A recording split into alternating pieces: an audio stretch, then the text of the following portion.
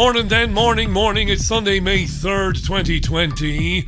And it's a nice morning in Salford and Greater Manchester. It's very nice. It's shaping up to be a nice old day. I hope you're having a good weekend. I hope you're out of the feathers this Sunday morning. This is Sunday View. Gonna look through the papers, have a listen to the mid-morning talk shows, yada, yada, yada. You know the drill by now. I'll be talking to you on Twitter as well during the course of the programme. It's the BBG, not the BBC. You're listening to the Richie Allen Radio Show, live from Salford in Greater Manchester. It's the Richie Allen Show, broadcasting live on richieallen.co.uk and multiple platforms around the world. And now, here's your host, Richie Allen. And I had a lovely day yesterday. It was a lovely day. Just me, the future Mrs. Allen, and our doggies. Lovely, relaxing day. And, a lot going on. I know it's lockdown, virus, schmirus and all of that, but a lot of other things going on as well. We'll get to those. Our golden retriever dog, we have two, is 6 months old today. She was born on November 3rd, 2019. She'll be lucky to make it to her first birthday. Anybody who's had a golden retriever, golden Labrador in their lives from very young, if you've ever had a puppy, you'll know what I mean. Pretty hard. Had a mad morning this morning in the park with her, but there you are. Right, that's not important. There are other important things going on.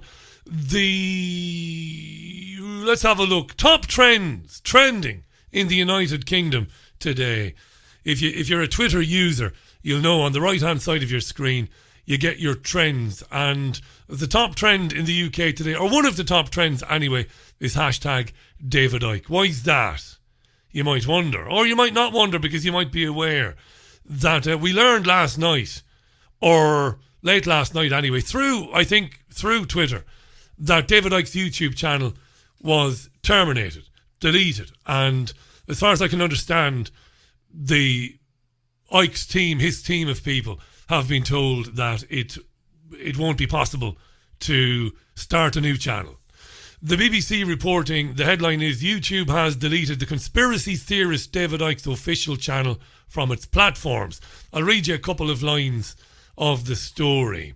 The Google-owned video clip service acted after repeatedly warning Mr. Icke that he had violated its policies by posting misleading information about the coronavirus pandemic. However, the firm will still allow videos posted by others that feature Icke to remain live so long as their content does not break its rules. It follows a similar ban by Facebook. Now, the BBC then actually quotes a YouTube spokeswoman, and that's very interesting. Here's the quote. YouTube has clear policies prohibiting any content that disputes the existence and transmission of COVID-19 as described by the World Health Organization and the NHS. That's a spokeswoman. Just to read that again. YouTube has clear policies prohibiting any content that disputes the existence and transmission of COVID-19 as described by the World Health Organization and the National Health Service. Now, that's very interesting, because a number of doctors and scientists and epidemiologists, what we call qualified men. Now, I don't say that with any sarcasm. I like to make the point that when the BBC and Sky rolls out the same scientific experts to tell you about the virus, there is a glaring over there. If you look over there, right, there are other equally qualified in terms of the system, men and women, who dispute the virus. They don't dispute the virus, but they dispute the effectiveness of the virus to be, to cause a lot of damage. They dispute the virility of the virus. They dispute the numbers of dead and all that, right? And we'll hear from one of these people later on this program. They're over there And they say, no, we've got a different opinion, including, most famously, Professor Carl Heenahan, we say in Ireland, Hennigan, they say here in England. So it's interesting that they say YouTube has clear policies prohibiting any content that disputes the existence and transmission of COVID-19 as described by the WHO and the NHS. Due to continued violation of these policies, we have terminated David Icke's YouTube channel. And YouTube confirmed that Mr. Icke wouldn't be allowed to start again by setting up a new channel. As far as I understand, the channel had around about 900,000 subscribers. Right. Okay. That's a terrible thing. There's no but here. Obviously, there isn't any but here. It is a dreadful thing. And as I mentioned on a live stream that I did kind of last minute on Friday, there's a much bigger story here than any one man or woman being targeted because any one man or woman represents any threat to the establishment. I won't go over the ground I went over on Friday. I'll spare you that. There is a much bigger discussion to be had here about the hegemony of Google in our lives. Not in the world, but in our lives. The word I'm looking for here is the access that Google and its many offshoots now has into our lives and the control that it has. What I believe is going on here, and I've said this before, it's outrageous that David Icke's YouTube channel was deleted because David Icke has used the platform to highlight people like Andy Kaufman, to highlight another doctor called Buttar, whom I don't know too much about. Some dispute about this guy's legitimacy, but it doesn't matter. David has said, look, such and such a guy over here is saying this, and there's a guy over here saying that. And I've been researching for over 30 years, so I conclude this. That's what Icke has done. And it shouldn't be banned. But it's not about him. It's not about the fact that he represents any threat to the status quo. He doesn't. Again, I won't go over the old ground I went over on Friday. What's going on here? And I've spoken about this for years. And in fact, I'm not a very good writer. But I wrote a very good I'm not a very good writer, but I wrote a very good article. I'm not a very good writer, but I threw together an article about 2.5 years ago about moral contracts. And I think it's relevant today as much as it was back in 2018. I'll come back to it in a minute. This is what's going on. We are being trained. And by we, I mean every man, woman and child on the planet. We've been kettled now into Facebook, YouTube, Twitter and maybe Instagram. Everybody in the world is there in this virtual space, which is might as well be a physical space. We're all in there now. These companies have gone way beyond corporations in their breadth, in their scope, in their size. They are now continent-size actors. Everybody is there, and now the training, the mind control, the programming begins in earnest. And it didn't just happen last week or last month. It's been going on now for several years. Our governments and our elected officials, who are owned lock, stock and barrel by these continent-sized actors, platforms, right? Our politicians, our other elected officials, our so-called experts, are programming us to accept that there is a consensus on every issue. It doesn't matter what issue, doesn't matter what it's about. Could be a political issue, could be a health issue, it could be an issue to do with it could be sport, it could be anything. Okay, it could be gender identity, most famously. It could be education. Consensus. And what they do by deleting people who've got big platforms or who have got channels with large amounts of followers is they are training people by frightening them into accepting and repeating the consensus. And something that they talked about for years, it isn't new, the idea that opinions can be harmful. One person's opinion can cause harm. A butterfly flaps its wings and in Peking and in New York you get rain instead of sunshine. Where did we hear that? Jeff Goldblum in Jurassic Park. Chaos theory. It used to be laughable. It used to be derided. The idea that person A can express an opinion on something and it could coerce person B into doing something, or it could have an impact on somebody somewhere else. But that's come home to roost now, that idea. That's an idea whose time has come. Opinions can now be defined as harmful. Right? This is the Ministry of Truth. That's what's happening. And like I said on Friday, men and women who've taken on gender identity and other issues with massive platforms, with millions of followers, in the last 2 to 3 years have been deleted. And what it says to everybody else is, this is what happens. For everything, there will be an official narrative or explanation for everything.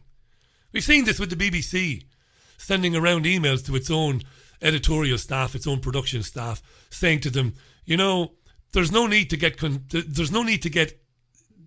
the other side of the climate change debate now. It's settled. To suggest that there's an argument against climate change is not only futile, it's actually probably dangerous. We've seen the BBC talk about this to its staff. We were sent the emails. An official narrative. And if you step outside of it, and if you challenge it in any way, well, you might be subversive, you might be harmful, you might be threatening the greater good. There are consequences for you in this virtual world you are living in. And everybody now is living in a virtual world. They are spending more and more and more of their time online, almost in a trance, almost not in their physical body, online. Well, there are consequences. We'll delete you, which is another way of exiling you. We'll humiliate you. And I wrote about this a couple of years ago, about how this is going to work in the physical world. You know, there was, I'd heard some businessmen and women talking on NBC, they'd been talking on CNN, then they were on Sky News, and they were talking about their rights as corporations to impose upon their staff at every level, executive level down to janitorial level, their rights to impose upon their staff a moral contract. A moral contract. Namely, we had a contract with you previously whereby we exchanged money, we gave you money in return for your labour. And we didn't care which football team you supported, we didn't give an arse which political party you voted for, and we didn't care whether you were pro or anti-gun rights, pro or anti-hunting, whether you believed in climate change or not. We didn't care whether you were racist or not. It didn't bother us because it was none of our business. But not anymore. Not anymore. In this new world, we believe that you might have opinions, you might be saying things on social media, you might be doing things in your private life. I think I made the analogy at the time that you might do something like I did last Christmas. I posted a Facebook video last Christmas, which I shouldn't have done, but it was funny, it was harmless. I was 5 or 6 drinks into Christmas Eve with her indoors, and I was a bit pissed up, didn't say anything too embarrassing, and said Happy Christmas to my listeners and posted it. You might have a situation where a company says that doesn't reflect positively on the company, so you might be called into HR. You might put an opinion on social media about a current affairs issue. It might be the wrong opinion, so you might be called in. You see where I'm going with this? So that's what's happening. And by deleting David Icke's YouTube channel, which I think ever since YouTube began, I think he's had a channel. Over years, he built up a lot of subscribers. By doing that, what they're doing is they're sending notice to people. Okay? it isn't that, and this is not to impugn David's work. I've been a great champion of his work over the years and always will be, and the importance of it. It's not to impugn his work, but it's not about, you will take it and David's supporters will take it, and it'll be good for David in some ways. They'll take it as, look, our champion of truth is being targeted. We must be over the target. We must be getting to them. No, it's not. You've got to look, you've got to be a bit more savvy about what's going on and why it's going on. It's about sending a message out to everybody. It's no longer acceptable to say that or to even think that, which we have decided is unsayable or unthinkable. To do so will be consequences. YouTube said it themselves. Anybody says the coronavirus doesn't exist, or if anybody disputes its transmission, we're getting rid of them. Because that's untrue. But they're not getting rid of people. Not yet anyway. I've been on YouTube this morning. Again, some of these more official sources who have had the courage to step aside from the herd and say, well, I don't think coronavirus is as bad as it's been made out to be. I don't think we should have had the lockdown, and so on, so on, so on, so on. So these are very interesting times. It's shocking that he was deleted. But look, it was, this was always going to come to pass. We had a YouTube channel 2.5 years ago, which had 100,000 subscribers and was gaining 6,000 subscribers a month. It would have 750,000 now, if it had been left alone. And at the time, I didn't make too big a fuss of it at the time. I said, well, look, this is where we're going. This is where we're going. I'm going to give you an example of where we're going. I'm going to read you something interesting. And you know, if you've been with me long enough, you know that none of this is ever really about any presenter or any journalist or any researcher. It should always be about the information. Now, this is not about me, but I want to read you from my Wikipedia page. Okay? I'll read a little bit from it. It says, Alan typically interviews guests with opposing views to his own. Alan himself is a socialist, numbering Allende and Chavez among his heroes. It goes on to say, in 2019, anti-racist advocacy group Hope Not Hate revealed that a number of Brexit Party MEPs appeared as guests in the show from 2017 to 2019, most notably former MP Anne Widdecombe, blah, blah, blah. This led to the Board of Deputies of British Jews issuing a statement against potential guests appearing on the show. Reason being that I had some anti-Semites on in the past. Alan said that it was preposterous to suggest that any radio presenter must be in agreement with the guests they invite to appear with them. It goes on to talk about David Bull, the MEP who was on the programme, and others, David Duke, Mark Collett, and then it says Lana Lochtef was on the show, an American white nationalist and co-host of Red Ice. Although disagreeing with Lochtef on her views on racial identity, white genocide and belief in a Jewish conspiracy, Alan praised her for her intelligence and says he doesn't consider her to be racist, blah, blah, blah. Following her appearance on the programme, Hope Not Hate said that potential guests should stay far away from the show. Do you see what's going on?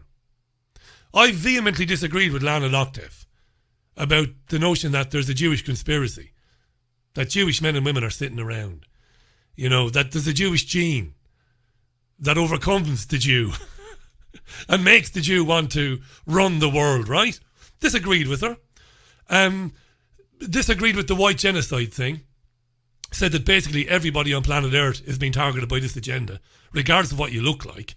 And rather fiendishly clever of the elite, isn't it, to make every identity group in the world feel that they are being targeted exclusively. It's a very good interview, that, I thought, between two people who disagree, but two people who've got half a brain.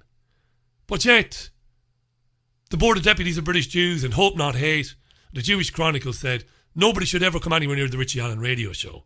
So of course it's not about me, but that is a crystallization. That is a wonderful example of where we are today. You see, And it's meant that I invite a lot of people to come on the program from academia and from mainstream science, mainstream journalism. And many of them say no. Why? Well, because of some of the people you've had on in the past, and we've been warned away from coming on. This is what's happening. No one person or platform is being targeted because any one person or platform is a serious threat to the elite. No, it's not like that. It's far more sinister than that, is what it is. And it is shocking that YouTube, Google, gets away with the claim that it's just a private company. We're just a private corporation. We make the rules and we can do what we like. They're not a private corporation. They're a continental-sized actor now with a hegemony on journalism that was unthinkable before the internet. And it's unacceptable that they can get away with it. Now, if I had access to funding, if I was wealthy, I would take them on in the courts. And I think there's a good chance that if you were to take them on, particularly if you had a very, if you had a very serious public profile, I think there is grounds for taking them on. I said it before, didn't I? When they sign up, when you sign up with them and they say, fair enough, you can put your videos on our channel. But then when you've gotten a certain amount of subscribers, they allow you to put ads on your channel and they share in the revenue. Now, David Icke has had ads on his YouTube videos going back years, right? When they enter into that agreement with you, that's a business arrangement. And I'm sure that can be taken on by smarter men and women than me, legal folks, who might be able to say, well, look, Google or YouTube can't just say, that's it, you're gone, without any process. I don't know. I'm rambling a bit now. As for Brian Rose and London Real, I've said all that I'm going to say about that guy and what that guy is all about. Get rich quick courses, £3,000, so much deal with equity in your homes, making videos half naked, calling himself the most dangerous man in the digital world. Me. I couldn't give an arse. It's garbage. It's vaudeville. So I've no interest in going there. 22 and a half minutes past the hour. That's all I have to say. I'm very sorry that my old pal's YouTube channel has been taken down. It's wrong, but it's happening to everyone. It's happening to me. It's happening to many other people who create content. Many of them, as I said before, have hundreds and hundreds of thousands, some of them millions of followers have been deleted. It won't be too long before the current YouTube channel for the Richie Allen Radio Show is deleted. And I'll be glad when it happens. I really will. I don't want to have anything to do with Google or YouTube. I really don't. I don't like putting the program on there every day. It's a pain in my arse. It's a massive pain in my arse. It's of no use to me. Because all that Google and YouTube does is, well, it limits the amount of people that get to see it. It hides it. It censors it. Demonetizes it. And all the rest of it. And I know eventually it'll be a case of, you've had too many people on who've challenged the COVID thing, so you're in repeated violation. Just like happened to David Icke yesterday, you're gone. For the second time. So the sooner it happens, the better, to be honest. Honestly. It kills me to put the show on there. And I only do it because some of you are so fucking lazy. I can't believe you even manage to get out of your beds in the mornings. It's on iTunes. It's on Spotify. It's on Podomatic.com. It repeats on a loop on my website. And still some of you are so wedded to Google, YouTube, you just don't go anywhere else. It's the only reason I do it, but I don't want to do it. I hate it. I hate Google and what it is. DeepMind and Alphabet and DARPA and all the rest of it. I hate it because I know what it is. Anyway, okay. I understand I won't be watching it because I have no interest in it. But out of fairness, I'll give it a mention. I understand Icke is going to be speaking to this guy Rose on this London Real platform at 5 o'clock UK time today. So if you didn't know that, I've told you. I won't be watching it. Here's Aretha Franklin, back with the headlines on the Sunday newspapers and some clips from the top talk shows as well. I'll tell you where the big worry is. That's Aretha Franklin on the Richie Allen Radio Show Sunday View. A little bit long-winded before the music, but I think you get the gist of it. I'll tell you where the real worry is. And Hayden Hewitt, who, of course, is a co-founder of liveleak.com, which is one of the biggest websites in the world. It's an amazing thing. This is where it's going. Don't worry so much about YouTube and Facebook and well, Google is YouTube, and Twitter, banning lots and lots and lots of people. Well, I don't mean don't worry about it. It's not very nice. But the real issue is when they start targeting the streaming companies. Okay, now you heard it first on the Richie Allen Radio Show. God be with Gay Byrne, eh? If I had half of Gay Byrne's talent, what a presenter. You heard it first on the Richie Allen Radio Show. This is where it's going. It's bad enough. Right now, there are things that people like David Icke can do. Okay, David Icke is a very well-known man. There are things he can do. He could spend some money and begin to live stream on his own website. Very easily. It could be done in 5 minutes. But where this inevitably is leading, it's leading to a place where the companies that manage the streaming, the hosting companies who manage websites, will be compelled not to host or to manage or to give space to davidicke.com or trendsresearch.com, Gerald Salente, or paulcraigroberts.org. Without these people, we are fucked. richieallen.co.uk, where do you think that exists? Well, it's on the server of a company that holds it there so that we can click on it and look at it. I don't hold it. I can't do that. None of us can. That's where it's going. And one of these lunatics who's been particularly vicious in their pursuit of David Icke was saying last week that they want total deletion. It's not good enough just to get rid of people off of YouTube and off of Facebook and off of Twitter. They want people to be disappeared off the internet. Now that is much easier than you think for them to do.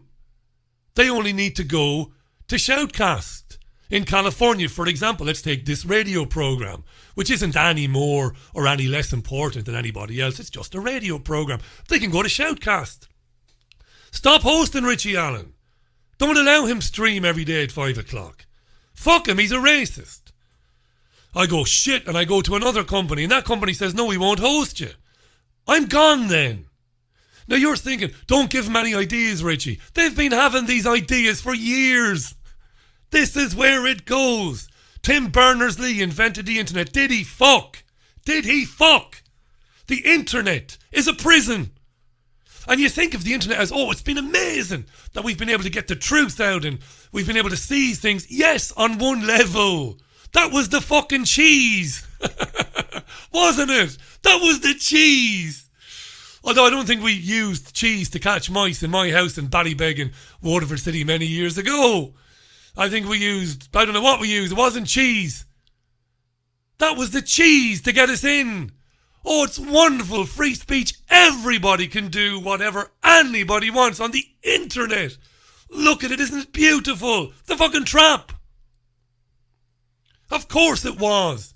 The internet isn't free. It's a prison. It's a virtual prison for your mind.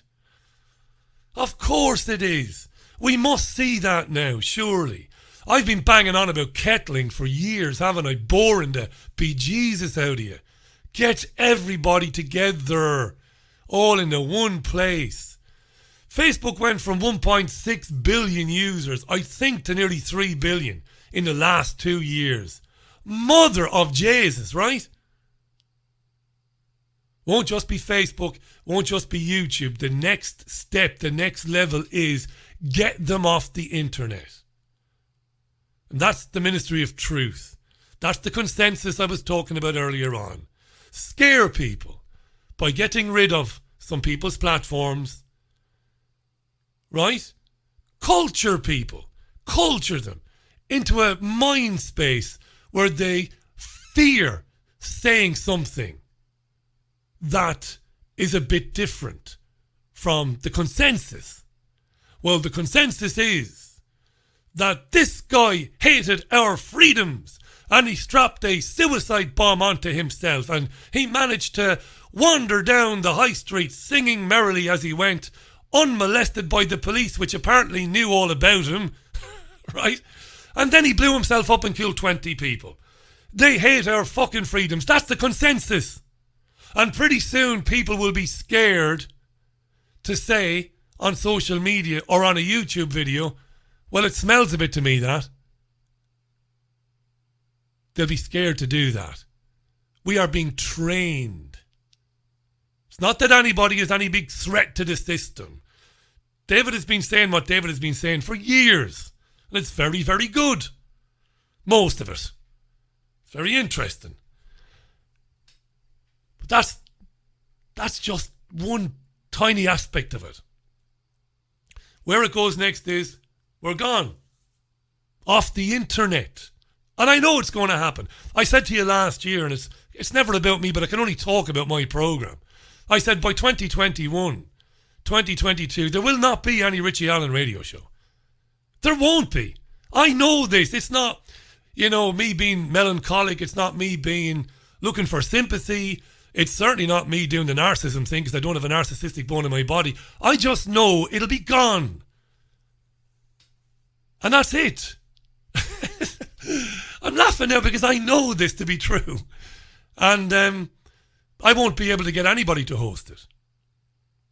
I won't be able to record it and then upload as an MP3 my musings and ramblings because nobody will accept it. No, you're that guy, you're that hate speech fucker. I'm not though, but you are. You're that hate speech fucker who said that if you've got a dick and a pair of balls, you can't be a woman. I did say that, yeah, and I still mean it. Well, we're not going to host your content. You are gone, pal. It's remarkable, and this is where it's going. Net neutrality, only the half of it. Right. We've not even done the papers. We've not even looked at them. Let me run through a few things. Oh, Jesus. I don't know how long I'm going to be here today. Sun on Sunday, Boris Johnson, docs were ready for me to die. Full amazing story of Boris's fight for life, page 4 and page 5. Not on page 3, though. We must always leave room for the titties and the knockers. And the generous scoops of mouth-watering flesh, page 3 must be kept free. I've not looked at the Sun on Sunday. Maybe there aren't any page 3 girls anymore. The Telegraph, primary schools to go back in June. Interesting that we need to get the little ones back to the life being programmed out of them, presumably. It's been very nice to be in Salford, where there are a lot of young families. And we hear and see children running around causing chaos, as they should do. Wonderful. But Amanda Spielman is the Chief Inspector of Ofsted. She was on Sky with Sophie Ridge this morning. Will the kids be going back in June? Well, I think they might be because they are maybe becoming a bit deprogrammed. Here's Amanda Spielman. Yeah, I think I've been heard Sophie saying that if you look at the interests of children, it's very clear that their interests are best served in the vast majority of cases by being back at school as soon as possible. Though, of course, that has to be weighed up with a great many issues for adults, for the staff in schools, for the healthcare system. But nevertheless, if we look at children, it is in their interests. Working out which children should go back first, how to do it in a safe way is imperative, of course. And you can see different countries doing slightly different things. France prioritising nurseries and primary schools, Germany, slightly older children. According to the reports today, it's primary schools in the UK that could be being looked at. Do you think it makes sense to target younger children? There's a great deal of logic in targeting younger children. Of course, we know that making normality for children is really important. And the younger the child, the more they need that simple sort of structured routine where they understand what's... What was that? Imagine listening to a child being described thus. Of course, we know that making normality for children is really important. And the younger the child, the more they need that simple sort of structured routine where they understand what's happening. It's hard for them. The younger the child, the more they need that structured routine, rules, regulations, where they understand what's happening. Translation, the younger the child, the more impressionable the mind. So we can get into that mind and lock it down and stifle any creativity in there and introduce uniformity of thinking. It's a beautiful thing, isn't it? It's an inversion. What children are doing now, particularly in Salford, where you don't see too many police officers, they don't come around here.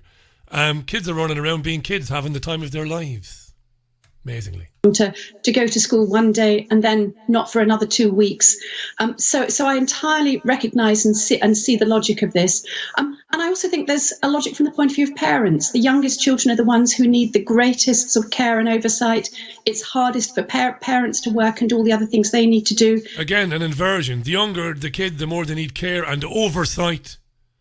Who the fuck? This is the woman responsible for education in this country. Listen to this. Recognise and see the logic of this. And I also think there's a logic from the point of view of parents. The youngest children are the ones who need the greatest sort of care and oversight. It's hardest for parents to work. From their parents! The care and any oversight should come from their parents. From the woman who gave birth to the child and the father. It's astonishing. So they seem to be concerned that the youngest kids have been away from school too long. This is worrying them. And the children might be unshackling themselves, unburdening themselves of the programming that they were getting before the lockdown. Fascinating that. I thought this morning. Maybe I'm reading a bit too much into it. Amanda Spielman there. Sunday Express PMs plan to get Britain working. So what about this lockdown then? How long is it going to go on? This is the $64 million question. The Transport Secretary, Grant Shapps, was on media duty this morning. He was everywhere. Will the lockdown be eased? Will we get an announcement on the lockdown this week? Here's the Transport Secretary, Grant Shapps. Oh, well, we'll have to wait to see what he says, but I don't think we should expect us to go from, this situation that we have at the moment, social distancing, to back to where we were in February. That's clearly not going to happen. I don't think anyone imagines that for one moment. The most important thing is, I think this is the absolute sort of focus of what the Prime Minister will be announcing later in the week, is that what we do going forward doesn't undo the brilliant work people have been doing to get that, as you mentioned, the R number below 1, the all-critical reproduction rate doesn't come back up, because that's when we'd see a second spike. So, no, I'm afraid it's definitely not going to be business as usual, but we do want to make sure that people understand where the route map lies. Yeah, I don't think anyone would be expecting business as usual, but as you say, that kind of desire to see a bit of the route map is something that many people will feel quite strongly. There are reports today that primary schools could be one of the things that the government is prioritising. Yeah, we heard all about the primary schools. He doesn't say anything different from Spielman, the Ofsted inspector. So the kiddies. So when we get back to work or working, will we see masks on trains and buses? This is interesting. But I think it's very important to be able to reassure people when we do get back to people using the public transport more. At the moment, of course, usage is very small, perhaps 5% of its usual level. But I've spoken before about things like, staggering work times. Obviously, very important to avoid those morning peaks, and the crushes would be completely at odds with social distancing. Of course, I'm very concerned about people being able to wash their hands. It's still by far and away the most important advice above anything else, even above face masks and all the rest of it. It's just basic hygiene, the hand washing, that message from right at the beginning. Well, we can help with that by trying to have hand sanitizer, one-way systems, spacing on platforms and at bus stops and that sort of thing clearly marked out. So there are a lot of different measures that can be taken, of which easing into this is going to clearly be one of the most important things of all. I mean, could we see measures like people being temperature checked before using public transport, or perhaps a limit on the number of people who could get on at one time? Yeah, but this has come up last week, the notion that people could be temperature checked. It's been suggested that our brave men and women of our armed forces, when I say our now, I don't mean our, I'm an Irishman, but the UK's armed forces, it's been suggested that you could have a soldier on hand as people are approaching a platform to get on a train or to get on a bus. They could be temperature checked. And presumably, if they are showing a high temperature, they'd either be told to go home, or maybe another scenario, they might be told that they have to go to hospital. I don't know. We know the hospitals are largely empty. I know that my local hospital is largely empty. We know that the so-called Nightingale hospitals that were set up with great, trumpeting from the local media. But look at how wonderful it is that we've converted sports arenas into giant hospitals in the blink of an eye. We know they're empty. This is extraordinary stuff, this. You're beyond dystopia here. Ridge is saying, what about people being tested? But I mean, it is the case, and I should just remind everybody about this. I saw that story the last day or two. It is the case and remains the case that if you feel unwell, if you've got a temperature, you shouldn't be leaving home, because that could be coronavirus. You shouldn't be leaving home, let alone going and getting on public transport. And that remains the case. Of course, the big difference now is, because we've got this big test capacity, is you can go to gov.uk, and if you are a key worker, and increasingly many other categories coming into this, then you can just order a test. I've been on the site this morning. I noticed. Could we see temperature checks Could we see temperature checks then on public transport? Well, my point is, people shouldn't be leaving home if if not feeling well. And the thing about coronavirus is the sort of temperature that you feel, or the way that you feel. Yeah. He won't commit to it. He won't say, yes, it's something that we're thinking about. But they're obviously thinking about it, whether they introduce it or not. Again, think about December last year, which is only a few months ago, where you were, what you were doing in the run up to Christmas, what you were doing with your friends, your family, where you were going, how you went there, what you did. Now think about what they're proposing, the new normal that they keep talking about, how it will look.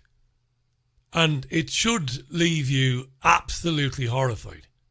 So what about the app that will track us all then? Our movements. So that if we happen to encounter somebody who has COVID-19 or has had it or whatever, that we'll be alerted that we need to maybe go home and self-isolate. What about this app? Right, so that system's going into testing this week on the Isle of Wight.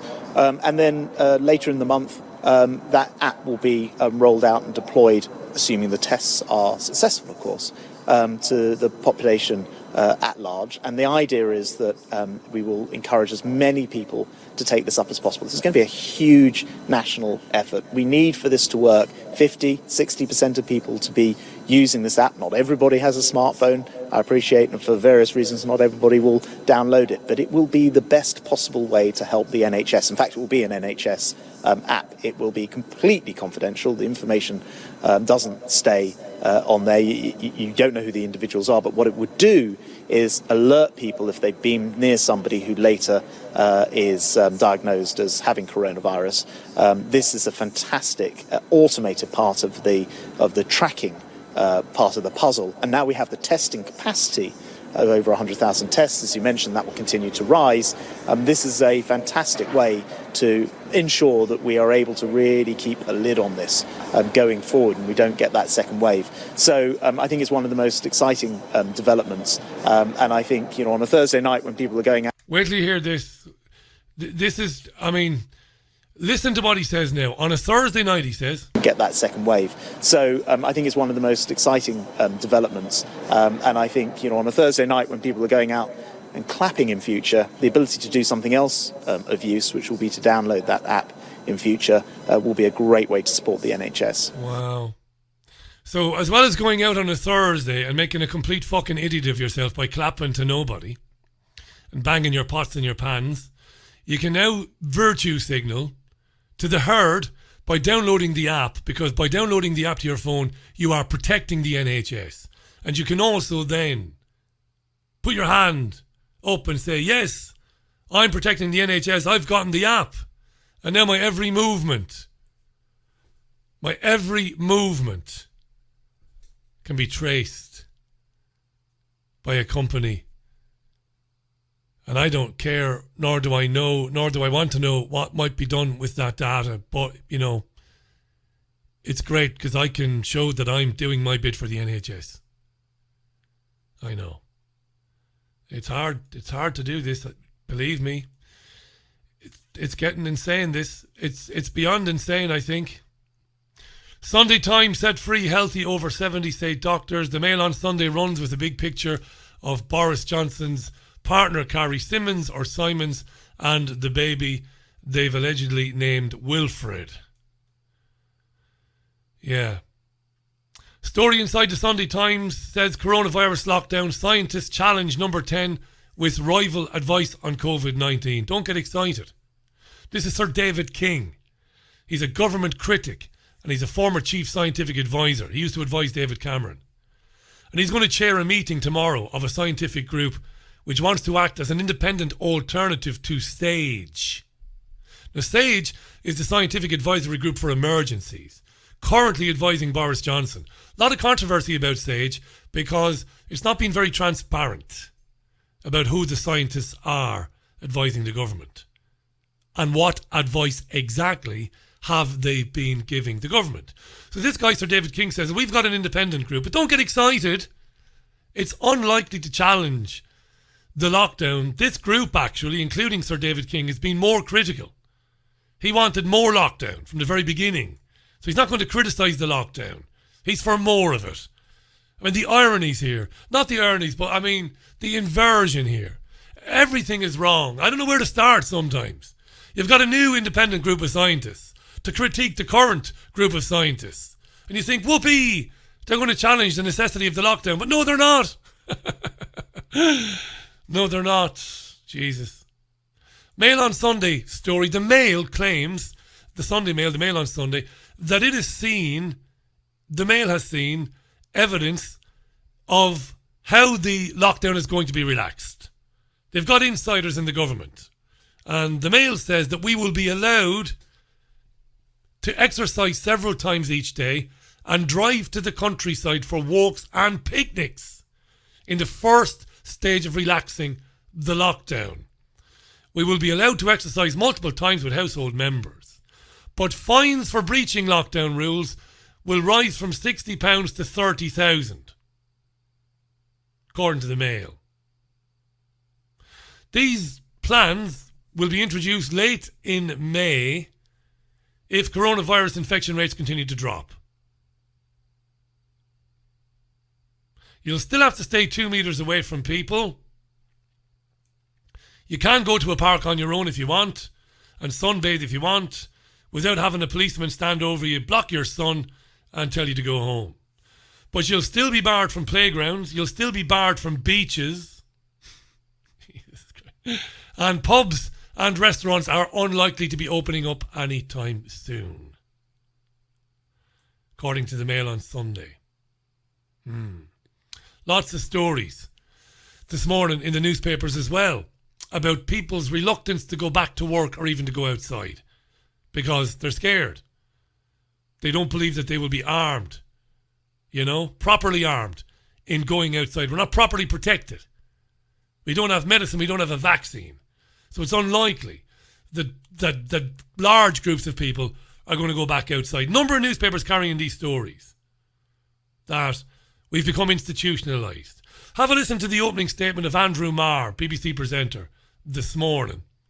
This is him opening his programme, and it's on this theme about our behaviour. Have a listen. Morning. Up to now, throughout the pandemic, it's been mainly questions for ministers and scientists, their strategy, their thinking, death rates, testing kit, infection levels. Now, those questions have not gone away. But in the next phase of this, as we start to unlock, there's also dilemmas for the rest of us. How much risk are we prepared to put up with? Are you willing to clamber into a crowded bus or commuter train to get to work? Will you stay on furlough at home for as long as possible to protect your loved ones? Will you enter crowded shops, walk along crowded pavements? What about masks? when the great unlocking begins, each one of us is going to have to take difficult personal decisions in an unfamiliar world. Questions this morning for all of us. Yeah, that was Mart this morning. Incredible that. That isn't journalism, that. It's training people, training the nation. It's death by 1,000 cuts. Because all the other presenters are doing the same thing. And he's not asking any questions. He should be asking questions. He should be challenging the ministers on his programme about the necessity to keep this ridiculous lockdown that's done so much damage to the economy. Couple of quick clips before we end up wrapping it up. He had a woman on from the World Health Organization called Maria van Kerkhove. She's a technical lead at the World Health Organization, based in Switzerland these days, an American woman. Mar asks her about masks and their usefulness in getting back to work. Now, I think masks are tyrannical. And I'm not going to say why, I've said it so many times, for so many reasons. So he asks her about masks and their usefulness in helping us to overcome the lockdown and getting us out slowly but surely. So masks are very helpful in a number of situations. First and foremost for our healthcare workers. So that's the priority, and I think everybody agrees with that. We also recommend that people who are in the community who are feeling unwell, even if they're feeling a little bit unwell, to wear a mask. And the reason that that's important is because it's for source control. And what that means is somebody that may be infected with COVID-19, if they sneeze or if they cough, you still have to transmit the virus through respiratory droplets. That mask can protect the virus from moving from their mouth to someone else. So we do recommend the use of masks for people who are feeling unwell. But masks alone will not solve the problem. They cannot solve the problem. And especially if you're thinking about lockdowns and you're thinking of lifting lockdowns, there have to be a number of measures that have to be put in place before lockdowns can be released. And it must be done in a slow and staggered approach. Slow and staggered and lots of measures. And one of the things about people being scared to come out of their homes, this is beautiful for the vaccination aspect of this. I said this a few times. I'm not the only one who said it, but I think people are going to beg for the vaccine. They desperately want to go out, people, but they're scared witless to do so. They're scared of getting the virus. Now, whether there is a virus or not, I don't know. I think I've featured every possible bloody argument on the radio show, the weekly radio show. I don't know whether there is. To me, it's like there's a flu. And it's been a bit nasty. To me. Because of what I see, the hospitals, the nurses that have spoken to me privately, the ones I meet around, right next to Salford Royal Hospital. So I think on balance of evidence, there's probably something going around. But maybe there isn't, I don't know. I'm very open-minded. Certainly no need for any lockdown. But people believe it. That's the most important thing. People believe it. People are terrified. And they believe that it's a deadly thing. And if you believe that something is going around and it's deadly, well, it's going to make you very nervous. You don't want to get it. You don't want your children to get it. You don't want to get your partner to get it. You don't want to get your grandparents or your parents to get it.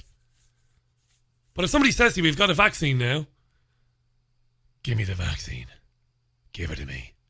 Give it to me twice. Just be on the safe side. I think the vaccine thing.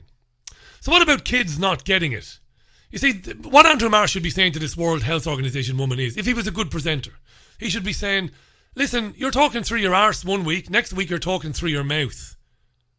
Speaking in forked tongues. You know, you don't know your own arse from your elbow. You couldn't find an elephant in the snow with chronic diarrhea, love. Is what he should be saying to her. Because one week, kids have got to be kept away from their grandkids. Jesus. Kids have got to be kept away from their grandparents because it could make them very ill. Next thing you're saying, kids are not only very unlikely to get coronavirus, but even if they did, they're not transmitting it. Make your mind up, love.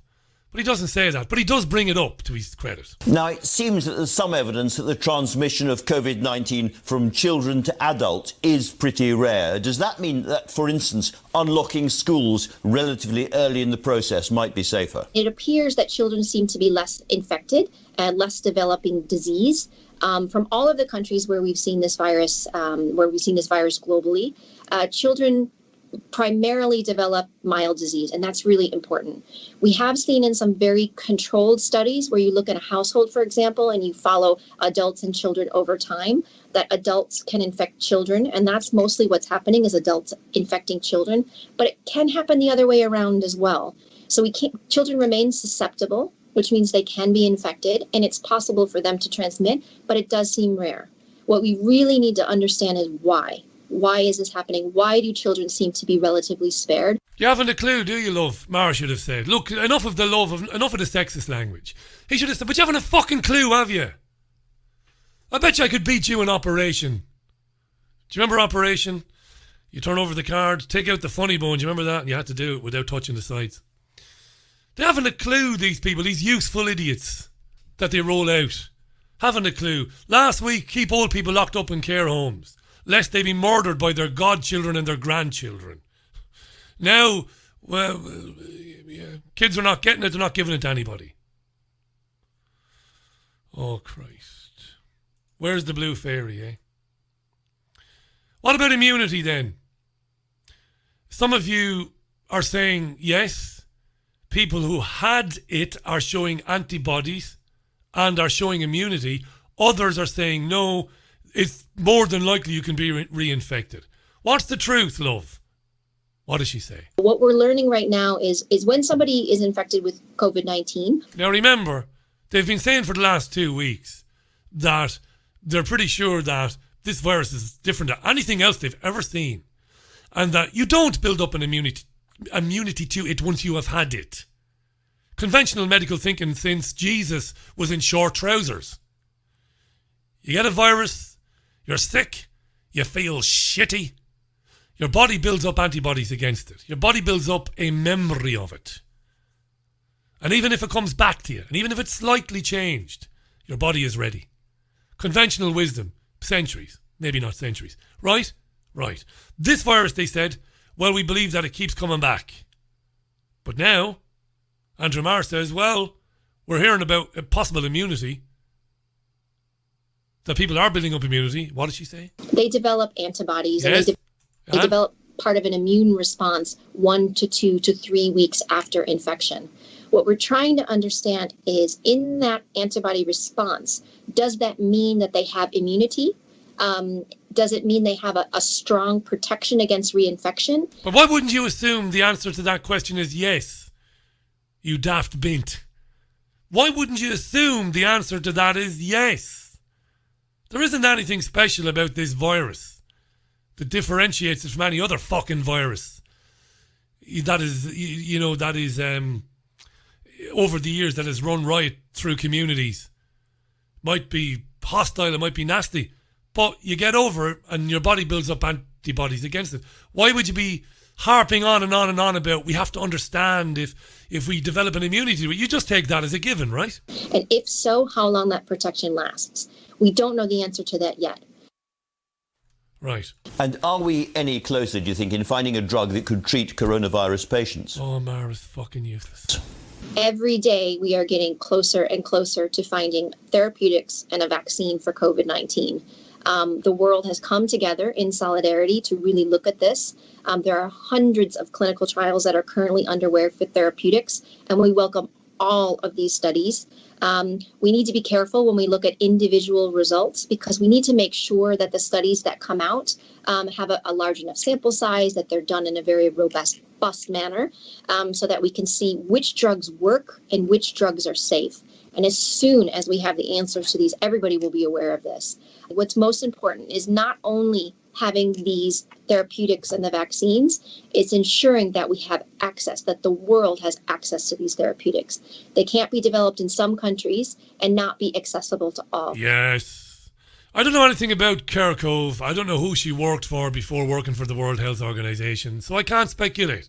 But many of her colleagues at the WHO, at the WHO, of course, have worked for some of the biggest pharmaceutical companies in the world. Let's make sure it gets access to every country in the world when we get the vaccine. Talked earlier on about how qualified men and women are not heard. You don't hear them or see them when you turn on your TV or radio.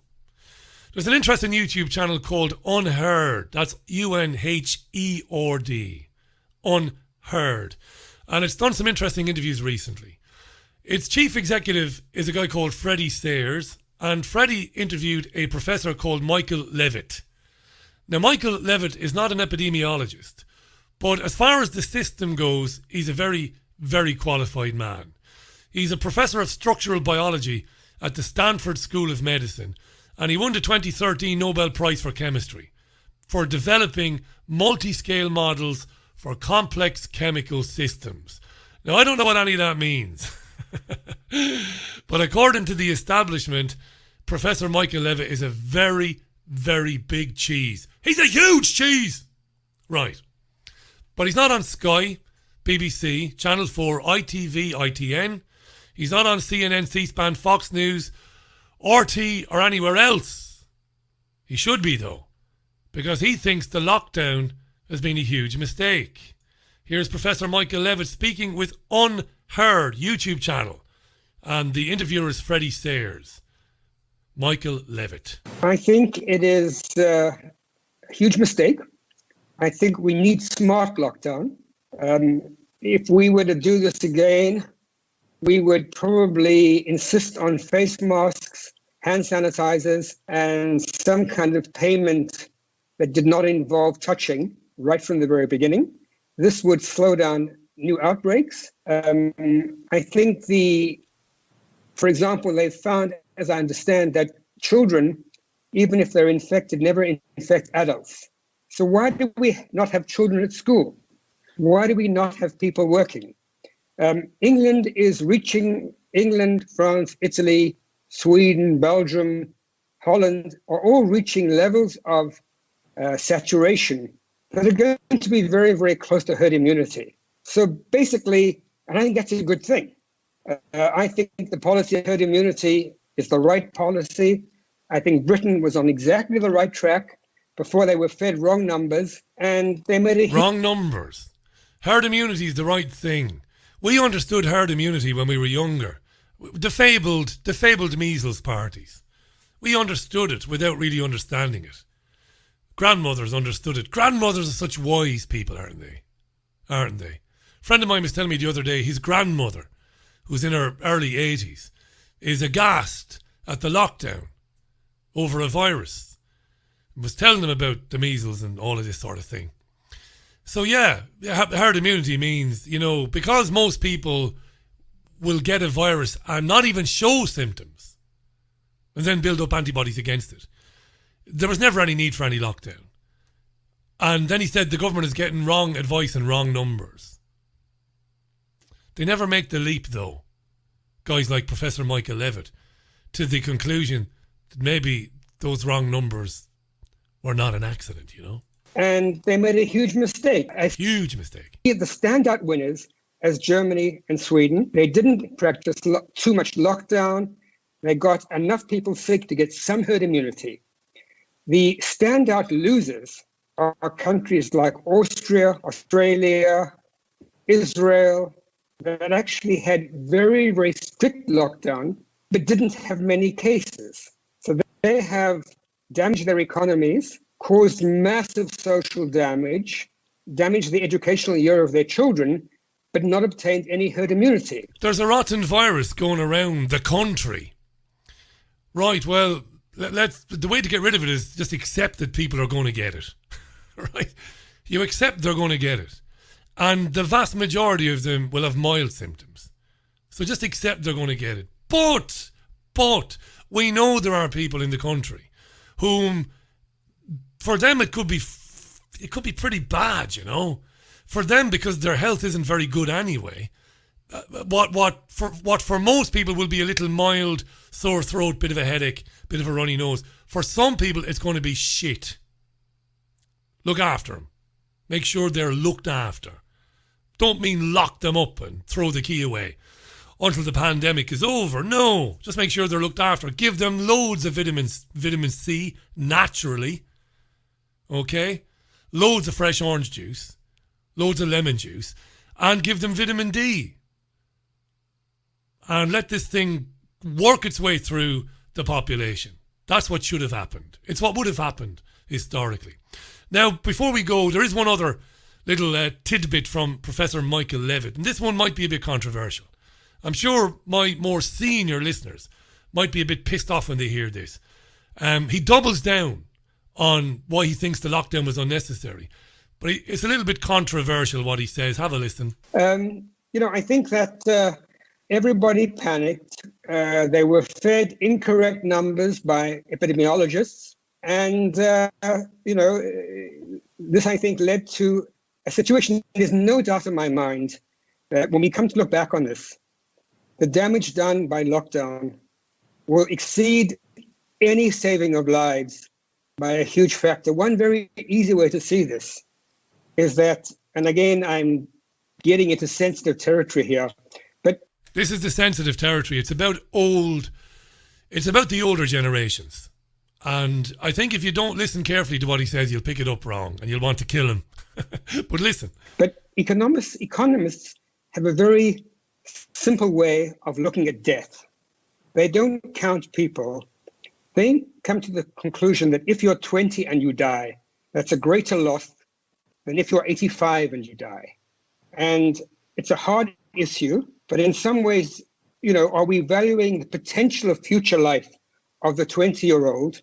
Are we valuing the loss of a more senior person now by what's called DALY, disability adjusted life years, where basically if somebody is in their 80s, has Alzheimer's disease, and then dies from pneumonia, perhaps due to corona, that is less of a loss than if a 15-year-old is riding his motorcycle, his bike, and gets run over. So this is an important way of looking at the death.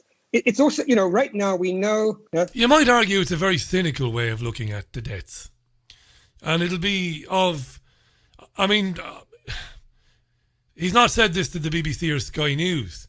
He told the Unheard YouTube channel, which is doing quite well. It's a cynical way of looking at it. It's putting a financial cost on every person's life. And it's saying that you're protecting people whom are not as valuable to the economy at the expense of people who are. Now, he's not saying that old people are useless eaters. He's not saying that. Now, the establishment, of course, the so-called elite, does want us to think that old people are useless eaters and wants us to forget about old people for so many reasons. There are millions of reasons that we don't have time to get into here because, of course, the most valuable people in our society, in reality, are our senior citizens because they've had life experience. They have graduated with honours from the University of Life. There are teachers, there are lecturers. They are massively valuable. We should love them and look after them and keep them alive as long as we can. Of course, he's not saying people are useless eaters. He's trying to make a point, which he said himself is pretty sensitive. He could have said it another way, a less, I don't know, scientific way, or a less establishment way. He could have said that, look, people die every year. People die. People have to die. It's the circle of life. He could have said that. People have to die. And when sickness, when an illness is, or a disease is running rampant, it will take older people, much older people, and it will take people with underlying health conditions. Not to say that you should just say, fuck old people and fuck people with underlying health conditions. I'm not saying that at all. But it's part of the circle of life. It's an inevitability. There's no need to lock down. It'd be controversial him saying that. Put a number against everybody on the balance sheet, on the ledger. Now that's what the establishment does. So I can understand people listening to that interview getting pissed right off by what he said. That was Professor Michael Levitt. I don't see people, of course, as numbers. I don't see people as having an intrinsic financial worth to the system. We've all got a financial value in terms of we've all got assets. You have a car, right? You might have a house or half a house. You might have a mortgage, you might not. We've all got things in our lives which have a monetary value. We've all got a net worth according to the system. It's not nice, but we do. But he's taking it a step further there, saying that we're all of a financial number. We are all basically assets to the establishment, to the Crown Corporation, ultimately. Anyway, look, I'm tired of it today. It's been a mad few days. It's been a mad few weeks, to be honest. And I mentioned this last week. It's getting very difficult to cover this day in, day out. It really is. It's hard to do it, you know. It's hard to motivate yourself to do it because everything is coronavirus, lockdown. It's the same thing day in, day out.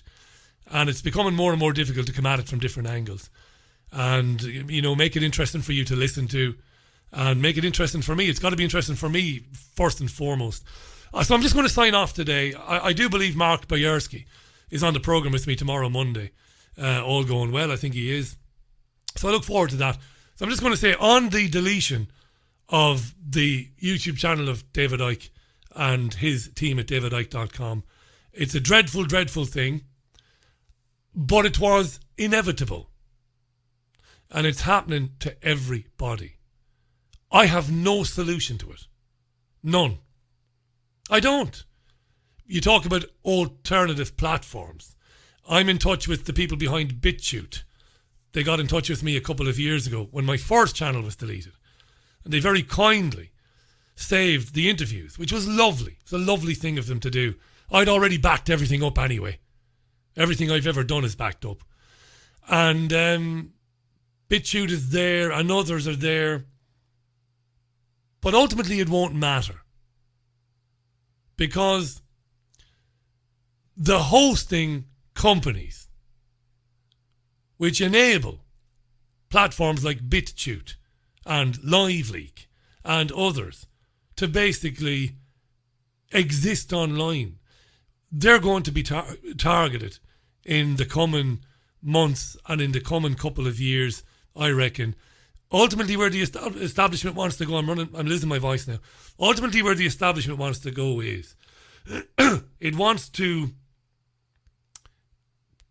basically delete your presence online to make it impossible for you to exist online. You know? So there wouldn't be any richieallen.co.uk. There wouldn't be any trendsresearch.com. There wouldn't be any jordanmaxwellshow.com. There wouldn't be any triggerwarning.tv. There wouldn't be. Because the companies who help you exist online would be told, we're not going to host you anymore. You see? That's where it's going. Listen, enjoy the rest of your Sunday. I've talked too much. I'll speak to you tomorrow on Monday at 5 o'clock UK time. Bye for now. Bye.